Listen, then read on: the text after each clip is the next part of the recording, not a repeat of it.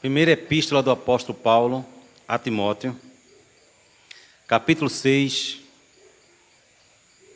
3 ao versículo 14, que diz: Se alguém ensina outra doutrina e não concorda com as sãs palavras de nosso Senhor Jesus Cristo, e com o ensino segundo a piedade, é enfatuado, nada entende, mas tem mania por questões e contendas de palavras, de que nascem inveja, provocação, difamações, suspeitas malignas, altercações sem fim, por homens cuja mente é pervertida e privados da verdade, supondo que a piedade é fonte de lucro. De fato, grande fonte de lucro é a piedade com o contentamento, porque nada temos trazido para o mundo, nem coisa alguma podemos levar dele. Tendo sustento e com que nos vestir, estejamos contentes. Ora, os que querem ficar ricos caem em tentação e cilada, e em muitas concupiscências insensatas e perniciosas, as quais afogam os homens na ruína e perdição. Porque o amor do dinheiro é a raiz de todos os males. E alguns, nessa cobiça, se desviaram da fé, e a si mesmos se atormentaram com muitas dores. Tu, porém, ó homem de Deus, foge destas coisas. Antes segue a justiça, a piedade, a fé, o amor, a constância, a mansidão. Combate o bom combate da fé. Toma posse da vida eterna, para a qual também foste chamado, e de que fizeste a boa confissão perante muitas testemunhas. Exorto-te perante Deus, que preserva a vida de todas as coisas, e perante Cristo Jesus, que diante de Pôncio Pilatos fez a boa confissão, que guardes o mandato imaculado, irrepreensível, até a manifestação de nosso Senhor Jesus Cristo. Amém. Senhor, neste momento, orando mais uma vez, elevando as nossas preces, te pedimos que o Senhor continue, ó Deus, a nos abençoar com a Tua palavra. O Senhor nos falou aqui por meio dos cânticos, o Senhor vem nos falando por meio das preces, o Senhor vem nos conscientizando da nossa necessidade de Ti, e Te agradecemos por sermos contados entre os eleitos, Senhor. Por termos, ó Pai, a certeza de que o Senhor escreveu os nossos nomes no livro da vida, e que nos fez herdeiro de uma coroa inacessível. E estamos aqui tão somente, ó Pai, nessa esperança, a esperança da vida eterna. Que o Senhor Deus seja com cada eleito Teu aqui reunido nesta noite, em nome do Senhor Jesus Cristo. Amém. Queridos, a carta de Paulo a Timóteo. Timóteo foi um jovem que colaborou com Paulo nas suas viagens missionárias. Você vai encontrar em Atos 16, ele sendo citado lá, com a sua mãe Eunice e sua avó Loide, que provavelmente as duas, tanto a sua mãe como a sua avó, tiveram importância na sua educação evangélica. E tanto a sua avó como a sua mãe, de Timóteo, elas foram frutos do trabalho missionário de Paulo, acredita-se nisso. E Paulo escreve essa carta aqui a Timóteo, que aquele já era um pastor. Foi fruto da pregação de Paulo, do trabalho de plantação de igreja de Paulo. E aqui ele já estava como pastor, e Paulo traz várias recomendações a ele, como ele deveria agir, como ele deveria pastorear a igreja. E aqui temos, das muitas recomendações que Paulo dá a ele, como ele deve agir como pastor, temos aqui ele exortando a igreja a ter cuidado com falsos mestres. E é o que nós temos visto e convivido ultimamente. A igreja, ela nunca foi desprovida de falsos mestres. A igreja sempre sofreu com a presença de falsos profetas, que sempre haverá falsos profetas no nosso meio. Porque nem todos são chamados para a salvação. Nem todos são eleitos de Deus. E até no nosso meio tem pessoas que não são convertidas de fato. Jesus, no ministério dele, temos exemplo, Judas, era apóstolo, mas era uma pessoa não convertida a Cristo. E esse problema de pessoas que não são de Cristo, mas que estão no nosso meio, ela irá continuar até Jesus voltar. E Jesus, ele deu alerta nas suas pregações sobre esse tipo de gente. Ele disse em Mateus capítulo 7, que tenham cuidado com aqueles que se apresentam, que vão até vocês vestidos de ovelhas, mas por dentro são lobos devoradores, lobos roubadores. Então veja que Jesus, ele alertou. Ele fala, Mateus capítulo 24, que haverá falsos profetas e falsos cristos, que se possível for, enganariam o quê? Enganarão até os próprios eleitos. Então Jesus deixou os discípulos dele alertados sobre esse tipo de gente que estará causando problema, confusão no nosso meio, e que nós precisamos urgentemente de termos discernimento desses lobos, dessas vozes que são contrárias ao verdadeiro ensino.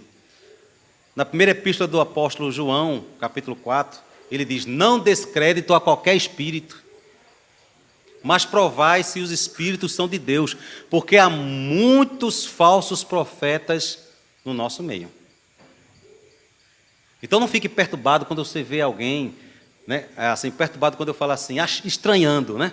Quando você vê alguém pregando a outra doutrina, porque Jesus falou que isso ia ser comum. Os apóstolos, né, previram que isso iria acontecer, que haveria joio misturado com trigo, com o objetivo de estragar o trigo. E aí Paulo, não diferente de Cristo e dos demais apóstolos, ele exorta a Timóteo que é dever dos pastores ter cuidado com a doutrina, tem cuidado de ti mesmo e da doutrina, Paulo falou a Timóteo. É dever dos pastores e dos presbíteros cuidar da saúde espiritual dos irmãos, proteger os irmãos dos lobos que vêm com doutrinas perniciosas, doutrinas que não são de Cristo. Que o diabo constantemente, ele está 24 horas querendo tirar você da doutrina correta. Porque é isso que vai separar quem é filho de Deus e quem é filho do diabo. Quem costuma ouvir a voz da mentira, quem costuma financiar e seguir a falsos pregadores, essas pessoas não são da salvação. Então, Paulo fala a Timóteo: se alguém ensina outra doutrina e não concorda com as sãs palavras de nosso Senhor Jesus Cristo e com o ensino segundo a piedade, é enfatuado, nada entende. Tem gente que não está ensinando dentro da igreja, se dizendo cristã, que não está ensinando a doutrina de Cristo. E você tem que ter discernimento. Não é porque ele está com o nome de Jesus na língua, não é porque ele fala o tempo todo de Jesus Cristo, que isso quer dizer que Jesus está abençoando ou está com ele. Tem que concordar exatamente com o que Jesus ensinou. Ele, se alguém ensina uma doutrina que não concorda, vai ter que ver. Essa pessoa é enfatuada, ou seja, ela é arrogante. Porque se ela está pregando uma coisa que Jesus não está ensinando e querendo empurrar para as pessoas, e contradizendo até certos ensinamentos de Cristo, essa pessoa, ela é soberba, né? E ela não sabe de nada. Ela, por mais que ela, mesmo que ela tenha PhD, mesmo que ela seja formada em algum seminário famoso, mas ela não sabe de nada, porque ela está pregando uma doutrina estranha, ou que veio do coração dela, ou de algum outro falso mestre de fora. Então, essa pessoa enfatuada e nada entende, ela é prisioneira de manias, de ter mania por questões polêmicas. Tem gente que é assim, ele gosta de coisas polêmicas, ele gosta de polemizar, de provocar, e dessas coisas vêm as difamações, vêm as disputas, vêm os cismas, as discórdias e as divisões. E aí não é porque ele tem o nome de Jesus na boca que você tem que dar crédito. Jesus falou: nem todos os que me dizem Senhor, Senhor, Mateus capítulo 7, né? Voltando para Mateus capítulo 7. Nem todos os que me dizem Senhor, Senhor, entrarão no reino dos céus, mas aqueles que estão fazendo, de fato, a vontade de meu Pai que está nos céus. Porque muitos naquele dia, que dia? No dia do juízo, hão de me dizer: Senhor, não profetizamos nós em teu nome? Em teu nome? Veja, esses falsos mestres, eles profetizam. Eles adivinham até certas coisas, predizem até certas coisas que vai acontecer na sua vida. Eles até discernem o que está acontecendo com você. Deus está me revelando aqui nesta noite que tem uma mãe com um filho sofrendo com drogas. né? Isso é fácil, né? Deus está me revelando que é uma pessoa aqui desempregada, que está desesperada, cheia de dívida, está pensando até em cometer suicídio. Elas profetizam, elas pregam, elas abrem a Bíblia, elas citam versículos da Bíblia, textos e repassam para as pessoas, mas de forma distorcida. E quando não é distorcida, é para levar você para um fim destruidor. Para tentar como uma isca. Às vezes prega até certinho como uma isca para levar você para um erro maior. Muitos vão me dizer naquele dia, nós profetizamos. Expulsamos demônios. Quantas igrejas aí na televisão você vê pastores expulsando demônio? Fazendo exorcismo ao vivo, muitas vezes, né? Culto ao vivo. Mas não estão pregando a palavra de Cristo corretamente. Aí você fica dúvida, mas como é isso? Como é possível que uma pessoa expulse o demônio pregando errado? Mas será que ela está expulsando o demônio mesmo? Não é? Eu tenho colegas que foram pastores dessas igrejas que expulsam demônios, que ele mesmo disse que foi pastor e ele combinava antes com pessoas. Era combinado, né? Aquela questão ali, aquela cena, aquele teatro, para fazer outras pessoas acreditarem que estava tendo um exorcismo ali, de fato. E aí, mas não importa se está tendo cura, não importa se está tendo exorcismo. A questão é, está concordando com as palavras de Cristo, o ensinamento daquele profeta ali naquele momento? Porque Deuteronômio 13 diz o seguinte: se um profeta se levantar no meio de você e realizar um sinal, e aquele sinal acontecer, mas ele disser, sigamos outros deuses, não vá atrás desse profeta. Veja, se o sinal, mesmo que aconteça, não vá atrás desse profeta. Por quê? Porque o demônio também ele autentica os seus ministros com sinais. Segundo a carta de Paulo aos Tessalonicenses, Paulo falando do homem do pecado, do filho da perdição, que se assenta na cadeira de Deus querendo parecer Deus, fala que esse indivíduo vai enganar tanta gente com sinais. E essas pessoas serão enganadas porque elas preferem um evangelho enganoso do que um evangelho correto. Aí Deus permite a operação do erro para que essas pessoas creiam na mentira. Porque quando alguém chega para você dizendo assim, olha, você quer sair do desemprego? Faça um voto com Deus de R$1.000. Não é? Você sabe que isso aí não é a voz de Deus. Deus vai abençoar teu casamento se você fizer um sacrifício do seu salário todo. Ou se você doar o seu apartamento. Jesus chamou de lobos devoradores, roubadores. O apóstolo Pedro, na segunda carta, diz que, movidos por avareza, farão comércios de vós.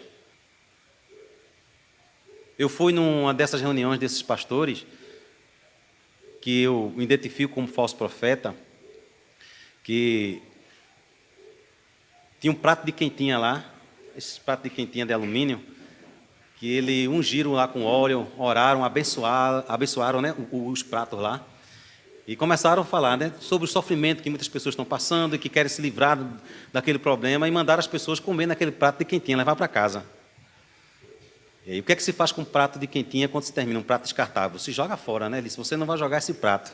Tinha lá para mais de, acho que 5.000 pratos ali, era muito prato, uma montanha. Ele disse assim, olha, você vai levar esse prato, depois que comer nesse prato, e a pessoa que você quer a bênção, faça ele comer nesse prato. Você vai lavar o prato e vai botar uma nota de R$100, vai amassar e trazer para cá. Então você veja que essa pessoa, ela está mal intencionada, ela está querendo tirar dinheiro das pessoas, querendo enriquecer, ter vida fácil, usando o nome de Jesus para tirar dinheiro fácil das pessoas. Então, movido por avareza, o apóstolo Pedro disse, farão comércios de vós. Então, isso aí não é a palavra de Cristo, que nós acabamos de ler aqui em Mateus 6. Não andem ansiosos quanto que comer, quanto que vestir, não fiquem quietos, Deus sabe do que vocês precisam. O momento aqui não é para falar da nossa necessidade. A nossa necessidade maior é a sede por Deus, é a busca por que Deus é, e não pelo que Deus tem para nos dar. Estamos aqui pelo que Deus é, e não pelo que Ele tem para nos dar. Então, se alguém não concorda com as palavras de Cristo, essa palavra, Perdão, se alguém não concorda com as palavras de Cristo, essa pessoa é infatuada. Ela é contendeira, ela tem mente pervertida e ela é privada da verdade, supondo que a piedade, o evangelho é fonte de lucro. Então tem pessoas que acham que um meio de enriquecer fácil é ser pastor, né? Hoje pastor, às vezes, irmão, confesso, dá até vergonha dizer que é pastor em certo lugar, que pastor virou sinônimo de ladrão, de espertinho, né? Por conta de muitos pastores aí que tem sido isso mesmo. Não é?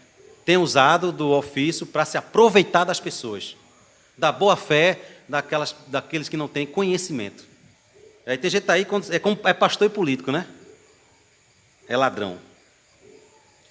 E Pedro também diz lá na segunda epístola, por causa deles o caminho da verdade será difamado. Por causa desses falsos profetas. Por causa dessas igrejas aí que vivem pedindo dinheiro, dinheiro, dinheiro o tempo todo, os pastores ficando milionários. Que Jesus não chamou ninguém para o ministério para ser milionário. Está andando, ostentando riqueza, bota de 5 mil reais, né? Anéis aí. Não foi para isso que Jesus nos chamou. Isso aí é incompatível com o ensinamento de Cristo, que disse, não acumuleis para vós outros tesouro aqui na terra, ele falou para os seus discípulos. O ensinamento dele era esse. Mas acumulei para vós outros tesouros no céu. O que adianta um homem ganhar o mundo inteiro e ter sua alma perdida?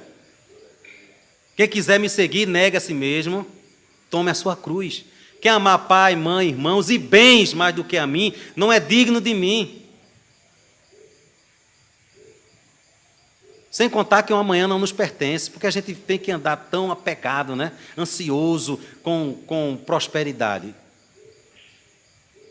Se matando, se deprimindo, que eu não sei o que amanhã me trará. Não sei se o amanhã é para mim.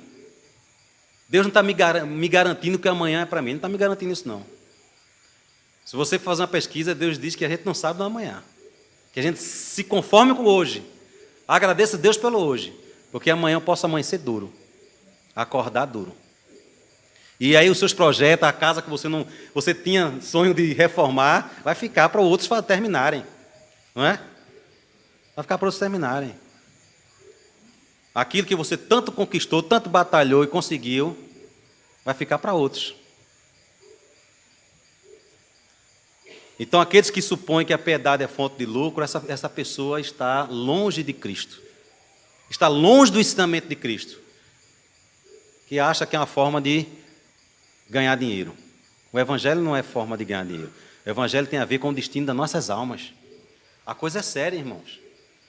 Tem a ver com o destino das nossas almas. Aonde é que você vai passar a eternidade? O evangelho é sobre isso, não é sobre o meu bolso. O evangelho não é sobre o meu bolso.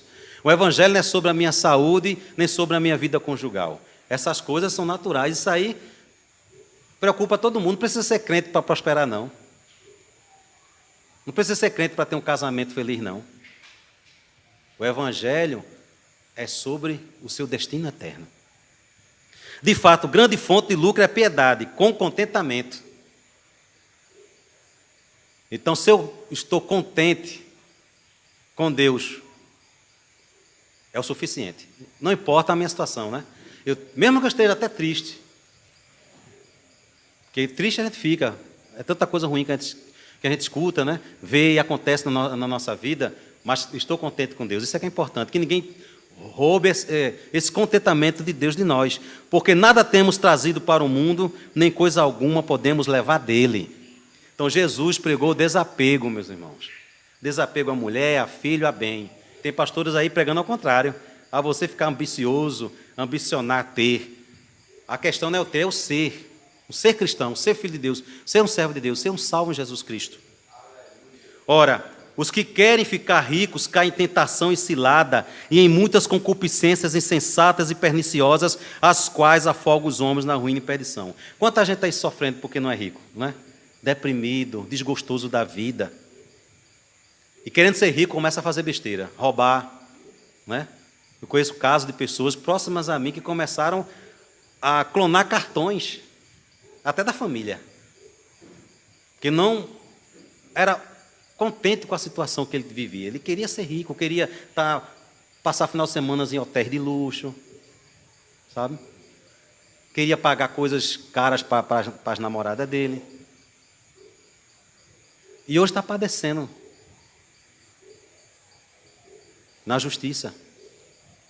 E aí o amor à riqueza, né, o apego à riqueza, faz com que as pessoas caem em práticas perniciosas, insensatas. Tem pessoas que perdem o juízo e vai fazer besteira para querer enriquecer de todo jeito. A Bíblia não condena a riqueza lícita, não. Né? Tem muita gente próspera aí porque trabalhou, Deus abençoou, mas ela condena o apego à riqueza, a ambição, a ansiedade por ela condena. Se naturalmente Deus fizer eu prosperar, é diferente. E a riqueza é mais para eu abençoar os outros, não é para me exibir. Se Deus te fizer ficar rico, irmãos, seja generoso. Vá abençoar as pessoas da sua casa que falta, o vizinho que está com problema, vá, né, fazer doações, vá investir na obra de Deus, vá abençoar missionários.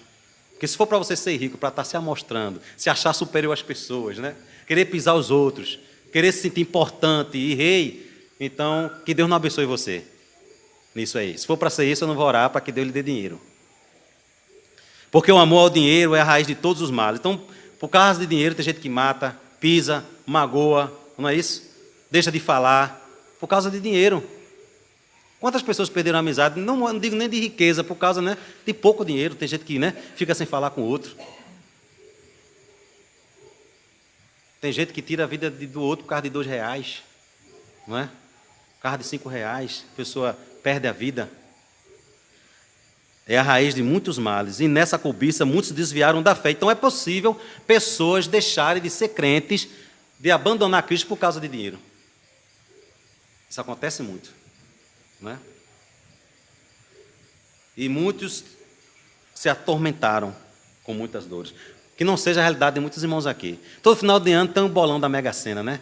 Tem gente que fica logo ali perturbado com aquilo ali, se imaginando, ou eu ganhando aqueles 50 milhões, sei lá, né? Aqueles 100 milhões, aí começa a se imaginar e começa a ficar angustiado por dentro. E quando alguém ganha, ele fica ali se imaginando, ó, se fosse eu. E quantos crentes, ó, vou no meu bairro não, né? Aí ele diz lá, na loteria do meu bairro não vou não. Aí pega um ônibus, vai para outra cidade para jogar lá, para que ninguém veja, né? Com medo de alguém estar na fila lá e pega ele no flagra, jogando na Mega Sena. A questão, queridos, é que nós não fomos chamados para isso, não é? Não fomos chamados para essa questão. E nós estamos tentados, muitas vezes, a fazer isso, né? Fazer uma fezinha no jogo ali, querer melhorar, querer sair do... Mas isso não combina com a ética cristã, não é? Mas o que é que cabe a nós? Aí Paulo continua a dizer a Timóteo: tu, porém, é um homem de Deus, foge destas coisas. Então, se você não estiver apegado a dinheiro, nem querendo ser rico, você não vai sofrer. Não vai. Está com esse sofrimento, porque a nossa riqueza, a riqueza que nós ambicionamos, é Deus. Deus é a nossa verdadeira riqueza. É o nosso bem maior. David já dizia, nenhum bem eu possuo, senão a ti somente. A riqueza que Deus quer para nós é de generosidade, de piedade, de caráter, de misericórdia, de perdão. Essa riqueza que Deus quer que exerçamos, de pessoas de virtude, de alegria, mas não de dinheiro. Aí temos que fugir disso, que isso é do mundo, é de quem não conhece a Deus, ficar sonhando ganhar na Mega Sena, ou sei lá o quê. Isso aí é coisa para quem é do mundo, para quem não tem Cristo no coração, quem não está sonhando com os tesouros de Cristo, quem não está esperando o Cristo. Eu estou esperando o Cristo hoje, para quê? Eu estou aí me desgastando emocionalmente por causa de riqueza. Ou falando, até blasfemando, muitos chegam até a murmurar da vida, né? Porque Deus não colocou ele numa posição de riqueza. Foge destas coisas, antes segue a justiça. Então a gente tem que seguir o que é reto, o que é justo, as coisas certas, que a gente tem que dar valor. A piedade, a fé, né? As questões de Deus, o apego às coisas espirituais. O amor, a constância e a mansidão. Então são essas coisas que nós temos que nos preocupar. Estamos constantes na fé, estamos amando a Deus, estamos falando com Deus diariamente, né? Estamos fugindo do mal, estamos sendo misericordiosos, estamos estendendo a mão para quem está precisando. Porque é essa riqueza que Deus quer que tenhamos. Riquezas de bondade, né? Riquezas de benevolência. Que isso nunca nos falte. Então, combate o bom combate da fé. E aí, temos que combater, queridos. Você é chamado para combater essas mentiras que tem por aí, essas pregações que tem por aí. Seja qual for o pastor, por mais famoso e próspero que ele seja, aquele dinheiro dele pode estar levando ele para a perdição. Se ele não está pregando a palavra de Cristo, ele está, né, levando muita gente para o inferno. O fato de ele estar prosperando não quer dizer que Deus está aprovando ele, não. Mas se ele não está pregando o que Cristo ensinou, ele é um falso profeta. Aí, toma posse da vida eterna, para a qual também foste chamado, e de que fizeste boa confissão perante muitas testemunhas. Todo mundo aqui fez o quê? Pública profissão de fé, não foi isso? Então faça valer essa pública profissão de fé que você fez aqui um dia, foi batizado e testemunhou. Não é para estar aí atrás de riqueza, atrás de querer crescer mais do que os outros, não é isso. Você não foi chamado para isso, você foi chamado para testemunhar de Cristo o tempo todo. A gente estava falando dos puritanos agora há pouco, que os puritanos tinham a preocupação de que Cristo fosse visto na vida do servo de Deus. E nós precisamos fazer com que Cristo seja visto. E como é que Cristo é visto? Primeira coisa é o desapego. Cristo, ele é o exemplo máximo. Eu podia citar aqui os apóstolos, né? Mas diz que Cristo, sendo rico, se fez pobre por amor de vós. Para que através da sua pobreza vocês se tornassem ricos. Mas ricos de quê? Aí o falso profeta pega esse texto e vai dizer, rico com o carro lá do ano, rico com uma mansão não sei aonde. Não é isso. Não é essa riqueza. Jesus se despojou da glória dele, viveu vida e humilde, sendo dono de tudo, para nos revelar a verdadeira riqueza a qual nós temos que buscar. Que é Ele. Ele é a verdadeira riqueza. É Ele que está te fazendo respirar nesse momento. Você já agradeceu a Deus nesta manhã? Deus, eu não tenho aqueles 100 mil reais, né, na conta do banco. Eu não tenho. Eu não tenho nem um salário mínimo. Né? Está duro até para ganhar um salário mínimo. Mas eu te agradeço pelo ar que eu estou respirando. Eu te agradeço, Senhor, né, pelo pouco que eu tenho, mas o Senhor está mandando para mim. O Senhor seja louvado por isso. Então, quanto nós temos agradecido a Deus por estar vivo aqui hoje, né? Agradecendo e reconhecendo a sua soberania, a salvação, irmãos. Você é a pessoa mais privilegiada, porque Deus te abençoou com a salvação. E essa parte ninguém vai tirar de você. Pode tirar a saúde, você pode perder dinheiro, pode perder casa, mas isso ninguém vai lhe tirar.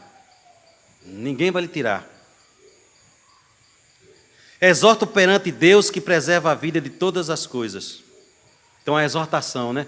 Deus é quem preserva. Nós estamos aqui em pé, que Deus está nos preservando. Deus é quem nos sustenta.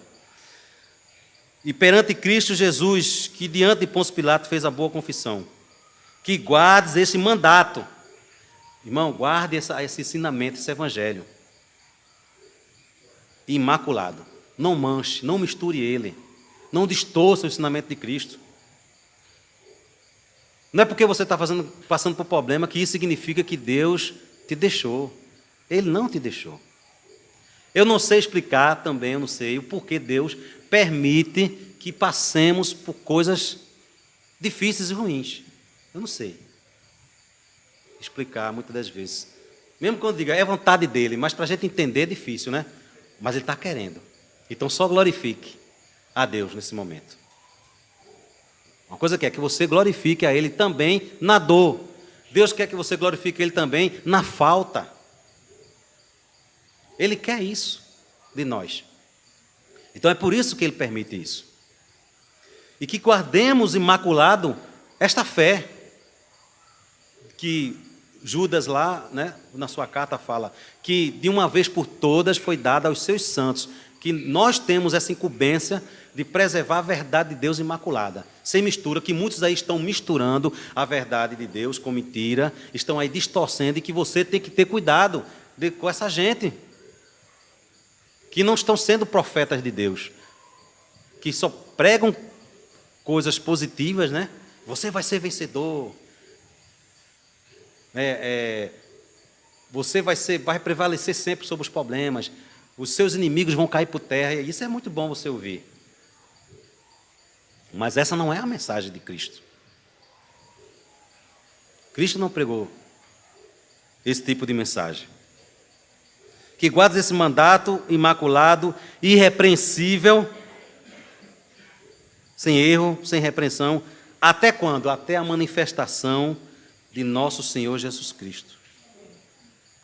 Até Jesus voltar, nós temos que nos comportar assim. Estar contente com um pouco, se for pouco que eles querem dar no momento. Se for muito, permanecer fiel. Se é muito que Ele está me dando, aproveitemos o muito. Mas que aproveitemos para a glória dEle, com o temor de Deus no coração. E que possamos perseverar nessas verdades, combatendo falsos profetas, resistindo, discernindo eles, não dando ouvido, né? Desliga o rádio, desliga a televisão, se tiver um falso profeta lá, não dê audiência a essa gente. Vá ler a palavra de Deus. Seja seletivo com os pregadores. Tenha cuidado. Até Jesus voltar. Cuide da sua alma. Cuide do seu espírito. E essa é a preocupação, o dever de cada pastor, de cada presbítero. Cobre isso do seu pastor, cobre do seu presbítero, esse cuidado para manter a sua fé sã, para manter a sua vida espiritual saudável, equilibrada nos caminhos e nos ensinamentos corretos do Senhor. Porque a nossa vitória já é garantida. Já é garantida a nossa vitória sobre a morte, sobre o mundo. Jesus disse, no mundo passaste por aflições, mas tenham bom ânimo, porque eu venci o mundo. A vitória já é garantida, queridos. Nesse aspecto, nós somos vitoriosos sobre o mundo. O mundo, por mais que lute contra nós, por mais que queira nos dobrar, mas Cristo já venceu e nós venceremos com Ele. Vamos orar. Senhor, eu te agradeço por esta palavra, que o Senhor, Deus, torne esta igreja mais cuidadosa, fiel à sã doutrina, a tua palavra. Que o Senhor abençoe ricamente, ó Deus, que a tua palavra habite ricamente no coração dos teus servos e das tuas servas aqui. E que essa igreja prospere espiritualmente, em generosidade, em piedade, em misericórdia e bondade, Senhor. Que ela seja rica em misericórdia. Que ela seja rica na palavra de Cristo, na esperança da fé. Ajude o teu servo, ajude o pastor, o anjo desta igreja, ajude os pastores, os presbíteros, ajude, Senhor, a cada irmão e irmã que tem feito esta comunidade. Que o Senhor livre do mal, que essa igreja, Deus, ela seja uma combatedora fiel dos mistérios divinos. Em nome de Jesus Cristo. Amém. Receber a bênção, irmãos. E que a graça do Senhor Jesus Cristo, e que o amor de Deus, e a comunhão e as consolações do Espírito Santo esteja sobre nós para todos sempre. Amém e amém.